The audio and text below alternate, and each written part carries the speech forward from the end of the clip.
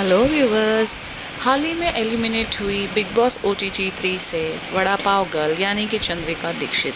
आइए मिलते हैं चंद्रिका से और जानते हैं बाकी घर वालों की राय। उनसे जानते हैं बाकी घर वालों की राय। चंद्रिका कह रही है विशाल के बारे में, अरमान और कृतिका के बारे में और काफ़ी लोगों के बारे में। आइए मिलते हैं चंद्रिका के इस लेटेस्ट इंटरव्यू में। आपके हस्बैंड ने मेकर्स को ब्लेम किया है कि अनफेयर डिसीजन है ये। हाँ। तो आपको लगता है इससे पहले जितने इविक्शन हुए हैं, आपको नहीं लगता है कि वो भी काबिल थे? नीरज भैया टॉप 1 पे, यस, तो सबसे पहले उनको एलिमिनेट पोलो, किया। पायल चौथी में। हम्म, जो खेलने वाले थे, जो प्रेजेंट अच्छे से करने वाले थे सबको, मतलब जो एक स्ट्रांग बंदे थे नीरज भैया के लिए, तो मैं सीरियसली शॉक्ड हूँ। वो मैं उनको देखती थी तो मुझे लगता था कि भाई टॉप 1 में या टॉप 2 में तो जाना ही जाना है।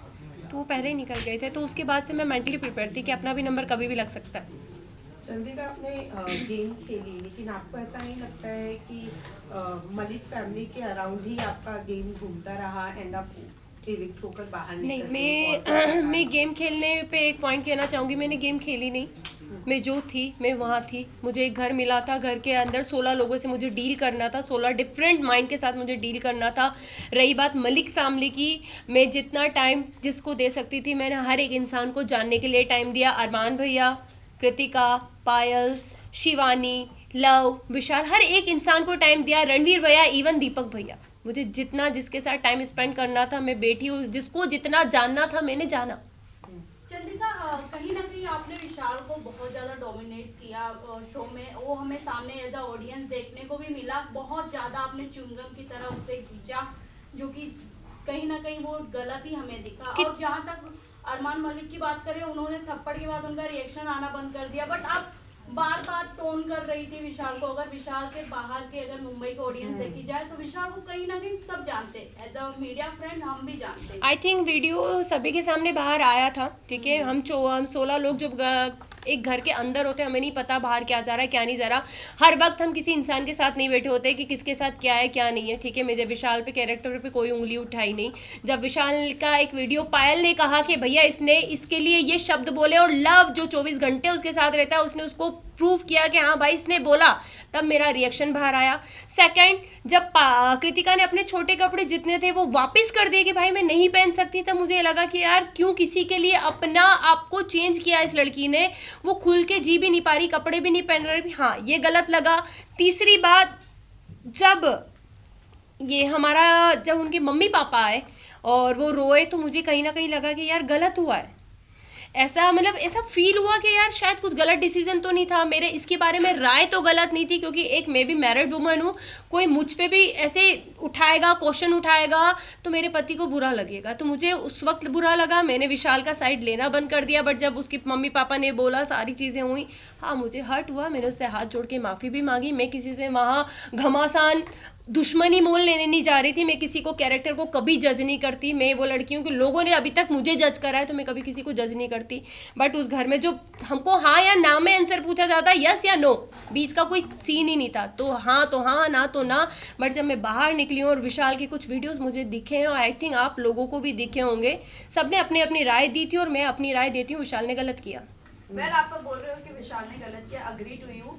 बट द थिंग इज कि आपने शिवानी को जाकर कहा था, आपने शिवानी को बोलने की भी कोशिश की, आप उसके साथ सेफ कैसे फील कर सकती हो? आप सेफ फील वर्ड नहीं यूज किया मैंने। भी बोला, नहीं बोला था। मुझे एक ही सवाल है, बाहर आकर आपको अरमान मलिक के बारे में भी बहुत सारी चीजें पता चली नहीं चली, मैंने अभी तक मुझे है कि अरमान मलिक सेफ है वहाँ पर लड़कियों के लिए? एक सेकंड में आपसे बात कंप्लीट कर देना चाहती हूँ आपका क्वेश्चन। मैंने कभी शिवानी को विशाल के साथ उठना बैठने के लिए मना नहीं करा। मैंने अपनी एक राय रखी, क्योंकि जब वो सीन हुआ था उसके 2 दिन के बाद मैं उस जगह से हट चुकी थी। शिवानी बहुत अच्छे से, शिवानी हमसे कहा था दीदी आप हमारे साथ क्यों नहीं बैठते, तो मैंने 2 दिन के बाद शिवानी को ये जवाब दिया, शिवानी सिर्फ आपसे एक चीज़ पूछेंगे कि आप एक गाँव की लड़की हो, आप एक मतलब बहुत बड़ा मैटर था, हर चीज़ थी, एक किसी का सामने आया था, तो हमने बस उससे इतनी बात पूछी थी कि शिवानी आप वहाँ बैठ के कैसे हंस सकती हो, आप उस इंसान को गलत क्यों नहीं बोल रही हो, मुझे बस एक चीज़ बताओ। मैंने उसको बैठने के लिए मना नहीं करा। सेकंड, अरमान जी की बात आती है, मैंने अभी तक कोई वीडियो नहीं देखे, मैंने मोबाइल भी हाथ में नहीं लिया है। जब उनकी सारी मैं धीरे देखूंगी जो चीज़ हुई है, अगर वो गलत होंगे तो मैं उन्हें गलत जरूर बोलूंगी। चंद्रिका, Last आपने question. रणवीर सर की बात करें तो उन्हें भी आपने बोला था कि विशाल और रणवीर जिस तरीके से लड़कियों को देखते हैं, छोटे कपड़े पहना, हम अनकंफर्टेबल हो जाते हैं। हमने एक clip में सॉरी, देखा था। मैंने रणवीर का नाम यूज आज तक नहीं किया होगा।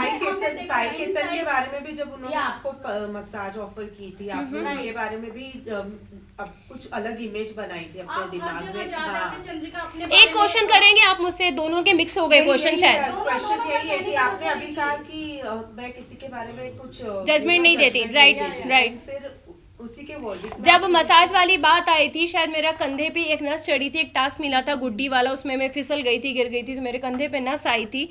और शायद सना सुल्तान ने उस वक्त मेरे हाथ की मसाज करी थी। सारी चीज़ें मैं बाहर घूम रही थी क्योंकि मैं दर्द बहुत ज़्यादा हो रहा था, मैं किसी को बता नहीं पा रही थी। तब साई ने मुझे कहा, चंद्रिका मैं तुम्हारे कंधे की मसाज कर देता हूँ। उसको मैंने हमेशा एक भाई की नज़र से देखा है, ज़्यादा बात मैं करती हुई उससे नहीं दिखी हुई होंगी, क्योंकि हाँ, ज़रूरी नहीं है कि साथ बैठोगे तो ही इज्जत है, दूर से भी इज्जत थी, सलाम था, हर चीज़ थी। बट मेरे को पता था कि मेरा इंसान बाहर बैठा है, मेरा ऑलरेडी लोग मुझे हर चीज़ के लिए जज कर देते हैं। शायद वो उस दिन मेरे कंधे की मालिश करता तो लोग मेरे पति को कहते, देख भाई तेरी पत्नी गुल खिला रही है अंदर, देख वो एक, क्योंकि मैं उन चीज़ों से निकली थी, हर एक वर्ड के लिए मुझे जज किया जाता था, तो मुझे पता था कि मुझे बाहर कैसे जज किया जाएगा। इसलिए मैंने कहा था कि भाई मेरा बाहर आदमी बैठा है, शायद उसको वो चीज़ गलत लग जाएगी, लोग गलत समझ लेंगे, क्योंकि अभी भी सेम विशाल के साथ वही हुआ है, बोला कुछ बाहर कुछ आया। सेम मेरा भी यही था कि मैं करूंगी कुछ, जाएगा कुछ और। बस thank you so much. Thank you.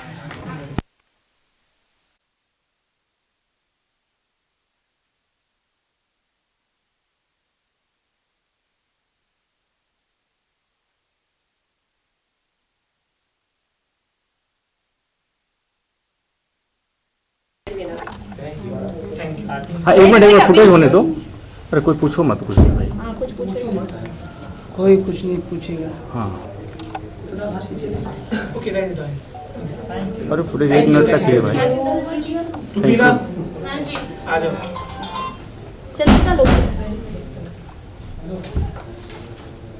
हो गया गाइस प्लीज। मैं इंटरव्यू करना।